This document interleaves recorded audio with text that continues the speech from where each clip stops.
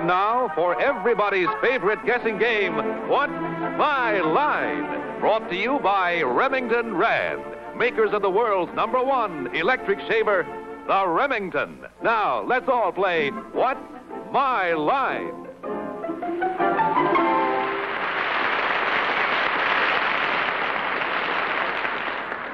And now let's meet our award-winning What's My Line panel. First, the popular columnist whose voice of Broadway appears in the New York Journal American and papers coast to coast, Miss Dorothy Kilgallen.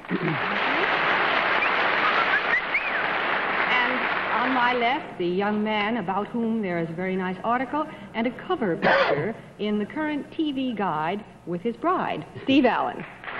Thank you, Dorothy. Thank you. If that's the way you're going to feel about it, I must report that there's a very nice story about you in the current issue, or rather the September issue of Good Housekeeping. And I also would like to point out... There's nothing about me. No, there is something about you, Arlene, in next month's Popular Mechanics. I saw Arlene Francis.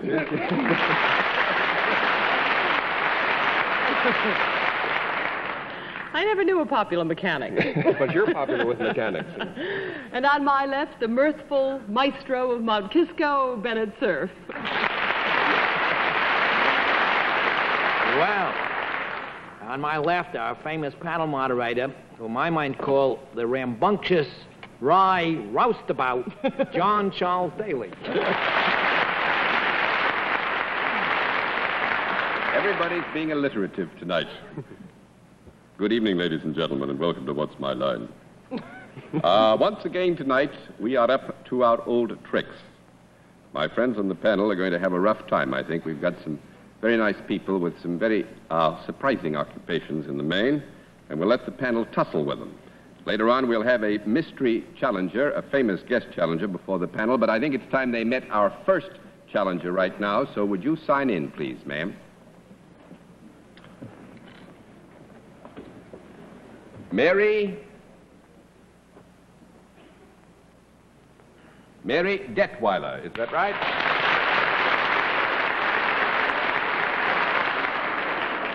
I had a school teacher who used to write with that same firm hand. Is it Miss or Mrs.? Mrs. Mrs. Detweiler. Where are you from? Percy, Pennsylvania. Do that again? Percy, Pennsylvania. Percy, Pennsylvania? Where is that near? Between Allentown and Philadelphia, halfway. Oh, yes, I know that country well. I've got some country that I know well that you're not familiar with, but I'd like you to go see if you like it. Would you take a walk over and let the panel see you, please? Hello, Mr. Detweiler. All right, Mrs. Detweiler, over here now, if you will, and sit down next to me. The panel has had a chance to meet you, and we give them one free guess as to what your line may be. And we begin the free guesses with Dorothy Kilgallen. I think Mrs. Detweiler makes apple pan dowdy. Ah, Mr. Allen.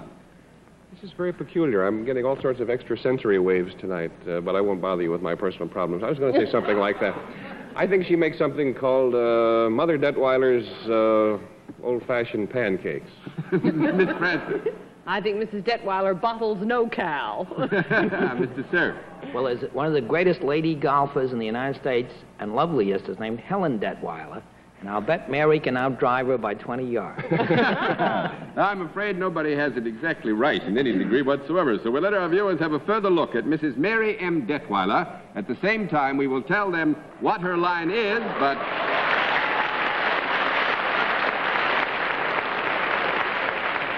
Mrs. Detweiler, we'll see what the panel can do. You know how we score this operation? I flip a card every time you say no, okay? Yes. Good deal. Mrs. Detweiler is salaried. With that, let's begin the general questioning with Bennett Cerf.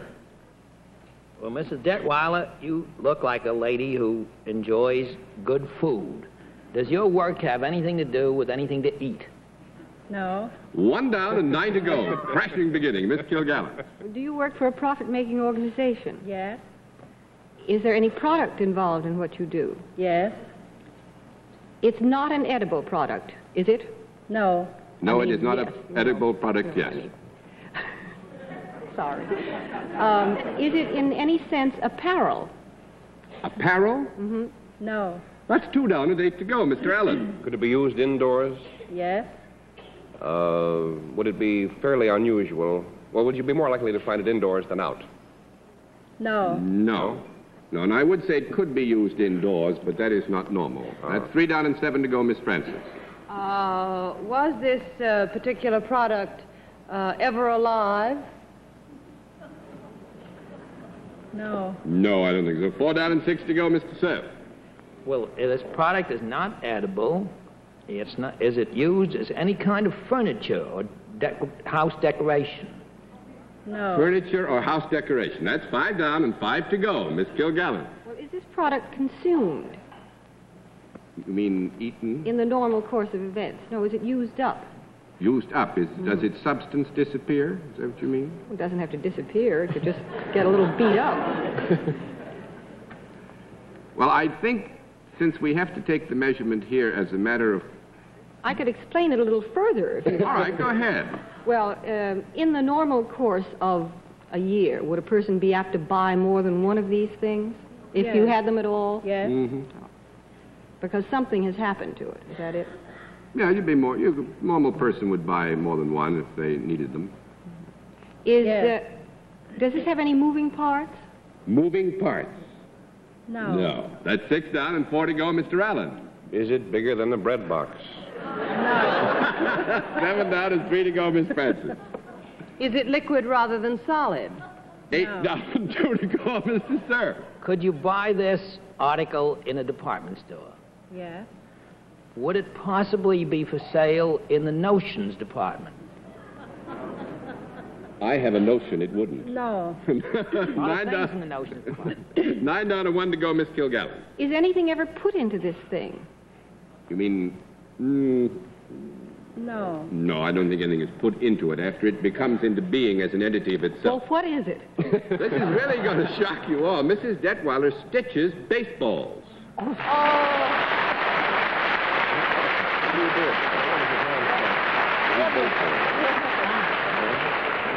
Down in, you do it in Percy? Yes. Well, you I do it in my home. do it in your home. Well, you tied the... What brand baseball?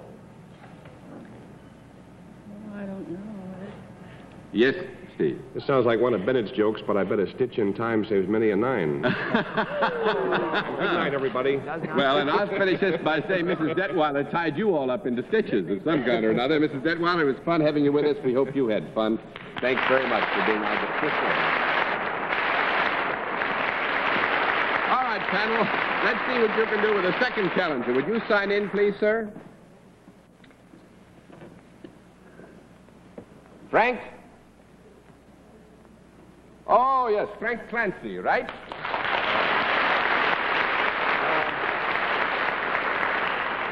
Mr. Clancy, where are you from? New York City. New York City. Oh, well, shucks, you know all those people then, but they don't know you as well as they'd like to. Would you walk over that way and let them have a look at you? Nancy? Hi, sir. I do. All right, Mr. Clancy, over here and sit down next to me, if you will, and we'll let them have that one free guess that they get. And we begin the free guesses with Miss Kilgallen. I think he's an interior decorator. Interior decorator,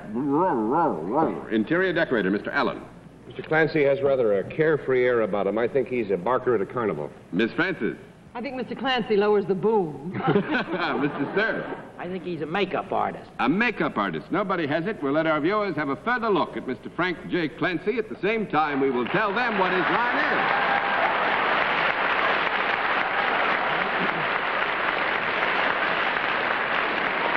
All right, Mr. Clancy, you know how I score this thing? We flip the card.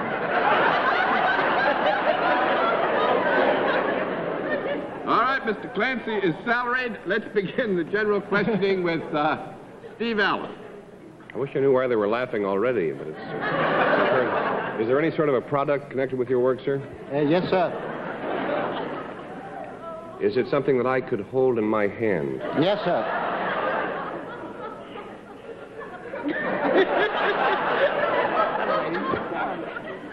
I wonder if perhaps the reason that is amusing, in a loose sense anyway, is that it might be more normal for the lady of the house to come into contact with this thing. Would it be, you think it might be More normal for the lady of the house to come into contact with whatever this object is? Most often, most often. Since I could hold it in my hand, could a lady carry this from place to place, possibly? Yes, she would carry it from one place to another anyway. She certainly would, yeah. Well, I won't try to find out what the places are right now. I can go back for that. If she was carrying it from place to place, this is vacation season. Might you ever, might you find one of these things around, say, a hotel resort or something of that sort? Yes, sir. Yeah. Could you ever find one on the beach? Yes, sir. Find it, would you find some on the beach? Yeah, sure. Let me straighten out one thing. Would it be more normal for the woman, say, to carry it than it would for her to wear it or something like that? Yes, sir. On the beach. Might this thing ever be very gaily colored? It has many colors. Good. Might she ever put this on her head to keep the sun off or something?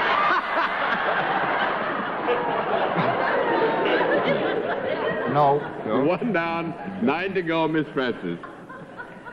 Would this also be found indoors, Mr. Clancy? Yes. Yes. Is it an attractive product? No. 2 down and 8 to go, Mr. Stern. It's not an attractive product, Mr. Clancy. You say it comes in many colors? You said It has many colors. What? It has many It has many colors, yeah.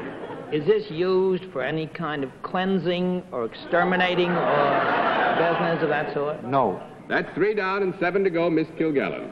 If this thing comes in many colors, is it made up of more than one type of ingredient? Yes. And it's not attractive? No. Yes, it is not attractive. When the housewife is carrying it from place to place, is she hoping to get rid of it? Yes.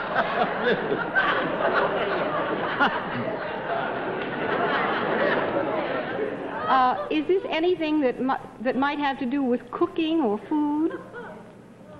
It is, there is a connection, but Well, after the food isn't really attractive food anymore, is it in this classification? yes. Do you have something to do with garbage? Yes. Right, yes. Now all you have to do is to discover what it is Mr. Clancy has to do with it. I hope he disposes of it as quickly as possible. Well, that's to be presumed. Everybody does, but... Well, he drives a garbage disposal truck? A garbage disposal truck, that makes it... No. 4 down and 6 to go, Mr. Allen. He just throws it away. In one way or another. He's in charge of, where it ends up, wherever that is. He's a dump man. No, not a dump man. 5 down and 5 to go, Miss Francis. Does Mr. Clancy own a private garbage company? No. 6 down and 4 to go, Mr. Cerf. Well, I wouldn't want to incinerate anything, but does he incinerate? He wouldn't want to incinerate anything.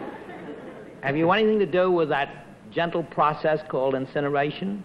No. 7 down and 3 to go, Miss Kilgallen. Now, you don't make it. Then you make something out of it. Do you work out of doors? Yes. Do you go from place to place? Yes. Do you collect garbage? No. That makes it 8 down and 2 to go, Mr. Allen. You collect stamps. I'm glad we're sure that this is garbage, because for a while there, the only unattractive thing with many colors I could think of was a set of bagpipes, and that had me worried all the heck. What can you do with garbage? Do you make something out of it? Use it for fertilizer or something? Or... That's possible, but I have nothing to do with that. 9 down and 1 to go, Miss Francis. Maybe he's a director. You don't run around with a brush and a pail yourself, do you? Yes, he does not run around with a brush and a pail himself. Commissioner.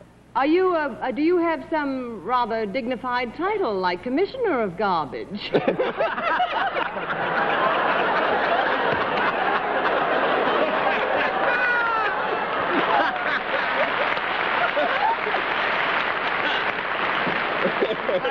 Vice President in charge, I mean.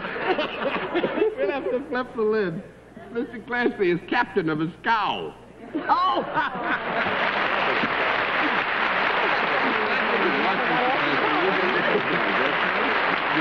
Nice to have you with us.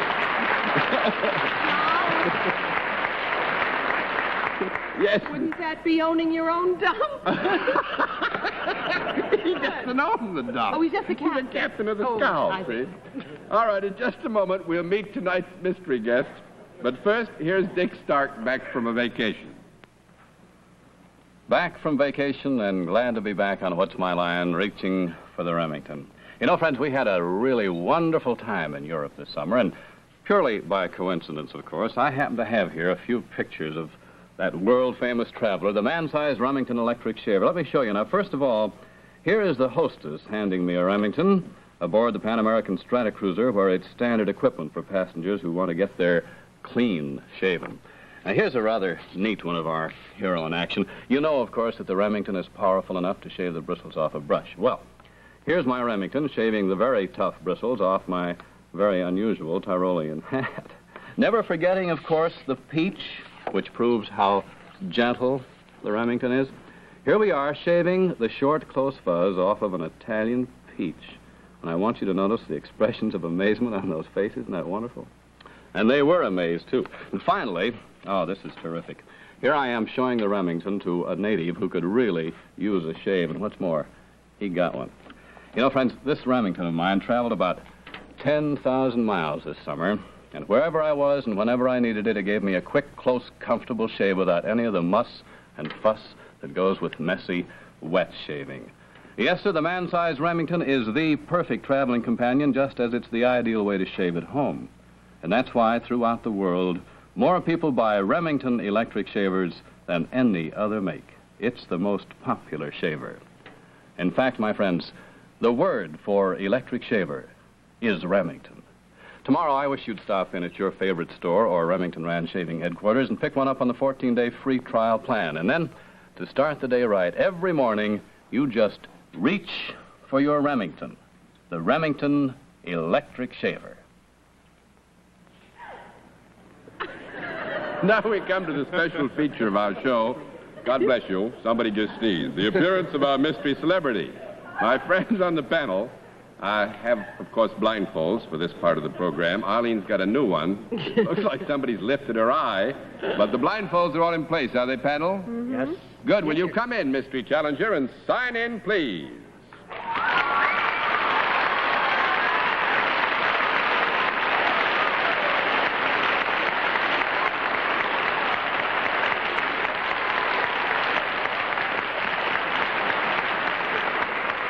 right. Panel, as you know, in the case of our Mystery Challenger, we get right down to the general questioning, which we will begin with Dorothy Kilgallen. Are you accustomed to appearing before audiences? Yes. Are you in some form of the entertainment business? Yes. Are you a performer?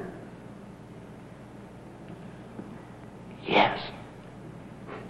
Are you something other than a plain dramatic actor? Or I don't mean plain, but a straight dramatic actor. Yes. Are you funny?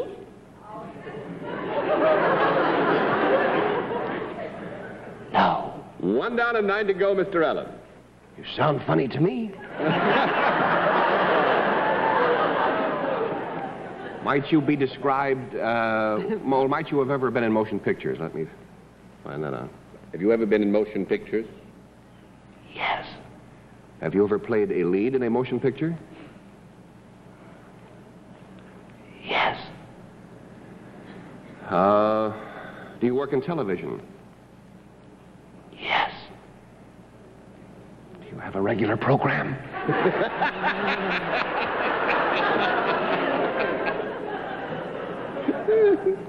Would you ask that question again, Steve? I say, do you have a regular program? We can keep this just between us, you know.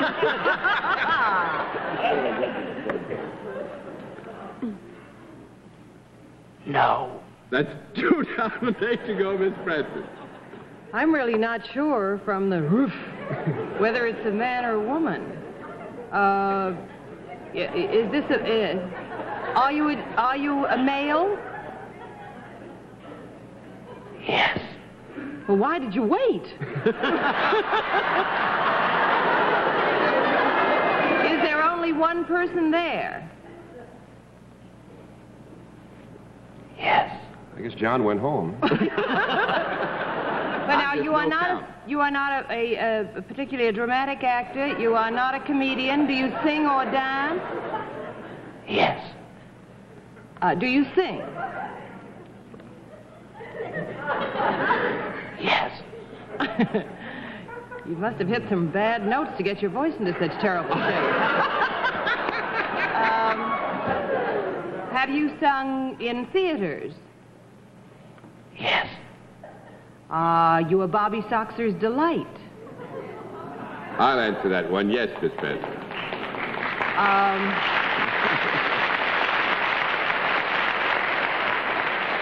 Actually, I didn't have to answer it. Have you? No, my goodness. Are you on lots of jukeboxes? In them? On them? Yes. Would I be going too far if I asked you to say one yes out loud yourself under your own steam? I mean, now that you've let off steam? No? All right. What? You want I just would like to hear. That isn't the gentleman's regular voice, is it? No, it is not No. that. But we'll give you one yes. See what happens. Give me one yes, sir. A girl tries so hard to get a yes from a fella.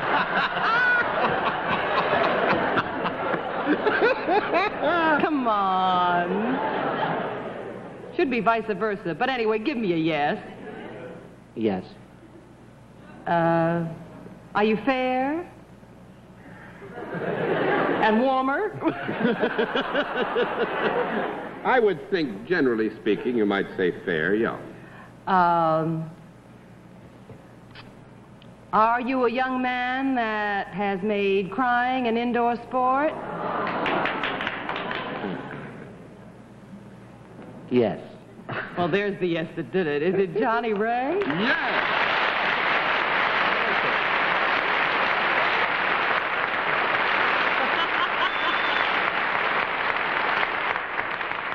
Johnny, you did a wonderful job. Hope you had a lot of fun. It's nice I was to a little worried because I know Mr. Allen so well that I was afraid if I spoke in my normal voice, it'd be a dead giveaway because I knew that he probably is more familiar with my speaking voice than anyone else, and so we had to figure Johnny, now that you fooled us so marvelously, how about giving out with just a little something that we'd all recognize?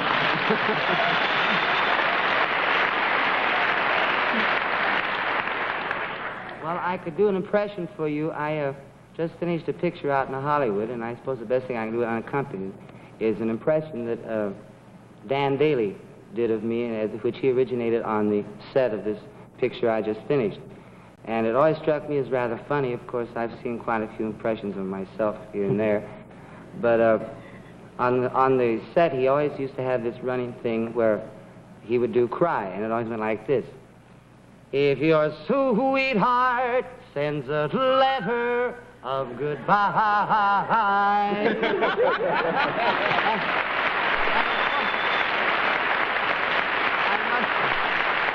I must also add that I always had a comeback for him. I used to look at him and I'd say, don't forget, Mr. Daly, in this picture you play my father, and I don't have to listen to you. Well,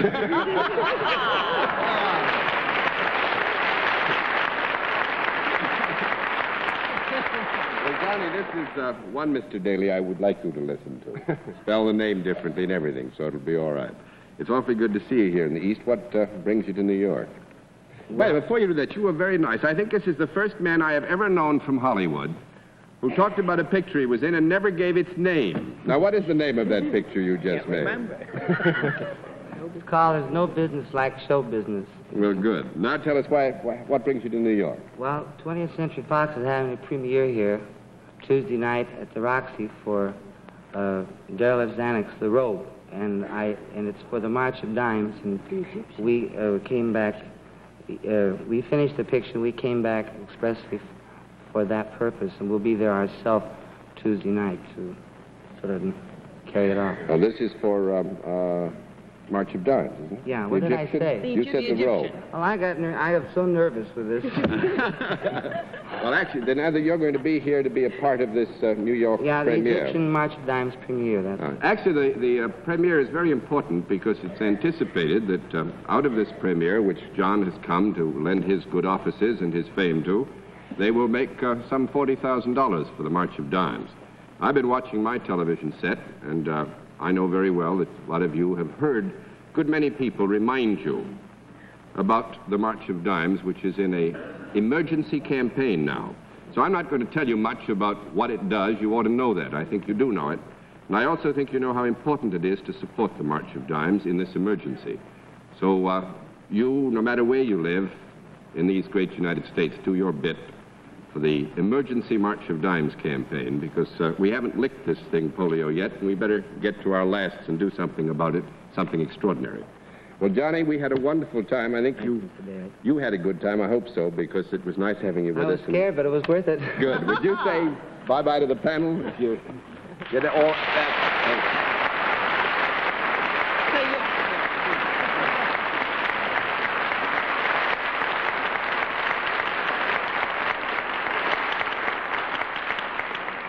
And now I would like to remind many of you, or some of you, those of you who would be interested, that if you'd like to try to puzzle our panel with your occupation, there's a very simple course to follow.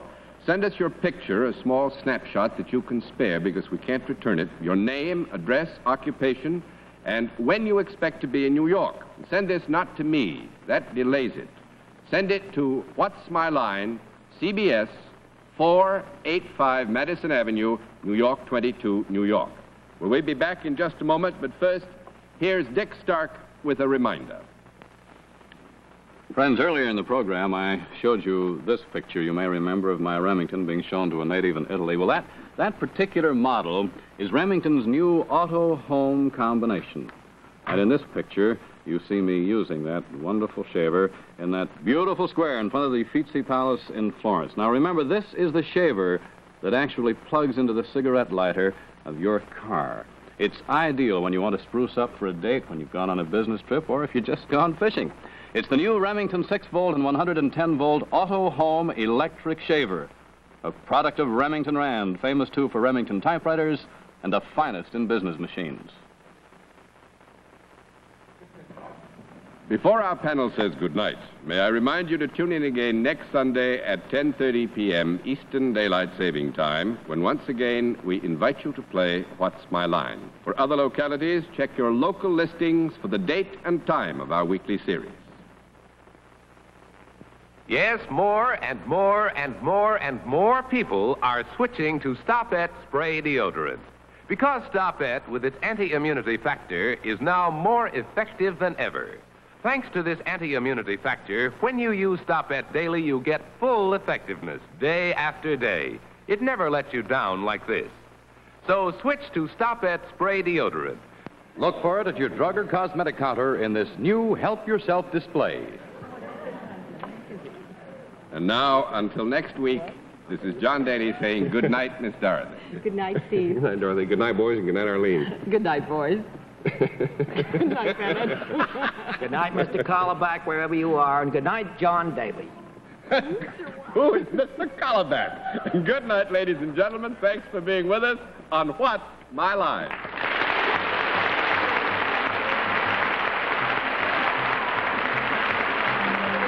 This has been a Mark Goodson, Bill Todman production in association with the CBS Television Network.